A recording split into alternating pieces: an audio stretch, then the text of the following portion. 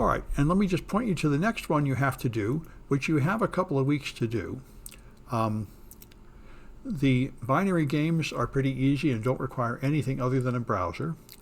And then the next one is where we have to start doing hands-on forensic projects, and that requires more technology. So these are not due until September 10, although you should start early because you're likely to have trouble. You have to make a cloud server on Azure. You could, in principle, use your own Windows or virtual machine, but you should be working in a virtual machine, not on a Windows machine you use for other purposes. And you're probably going to have to turn off the anti-malware and such. And when you're doing forensic examination, you're analyzing data that's taken from evidence machines, and it might have malware on them. So it's really best to work in an isolated system. And many students do not have powerful home machines. So that's why I wrote it, assuming you'll use the cloud, the Azure cloud. So if you go here, you can see you sign up to make a Microsoft Live account, you create an Azure for Students account, and then you can create a cloud server on the Azure field. You can make a virtual machine down here.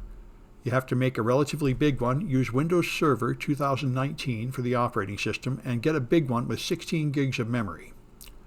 So it's going to cost $200 a month, and they will give you, I think, a free $100 or $200 worth of service. So if you were to just leave your machine on for a month, it would use up all your money.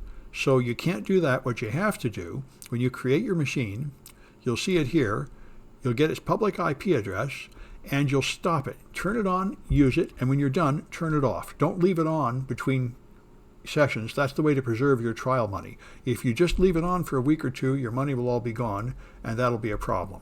So you make a cloud machine, then you connect to it using this IP address with a virtual desktop, and now you'll be able to find a flag on the machine to turn in here. And then, of course, the next obvious thing you're going to have to do is get Autopsy. So Autopsy is a free Windows-based product, and that's here. That's the next project you should do after you have your cloud server going. Install Autopsy. And you'll see it here.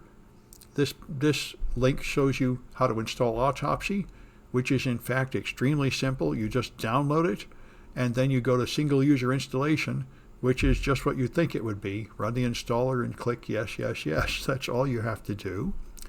And once you've got it, you can then do a little investigation of a file I made here where you load some evidence into Autopsy. And we'll be spending most of this semester using this product. It's got this dog for a mascot.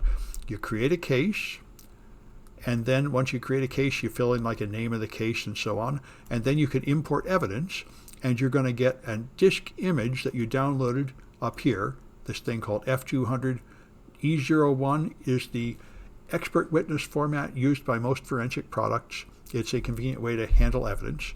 And so you download that file, and once you import it, you'll then see what's in there. Some images and some plain text, not very much in this one. So you can explore the contents of the evidence here, and once you have a file here, you can examine it and even see the contents of the file.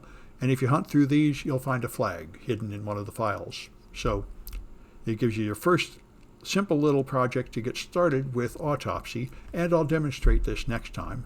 And after this, we've got a bunch of videos to teach you all about Autopsy and a bunch more projects, and eventually ones where you're doing realistic cases, where you have evidence and you have to track down who's been committing a crime.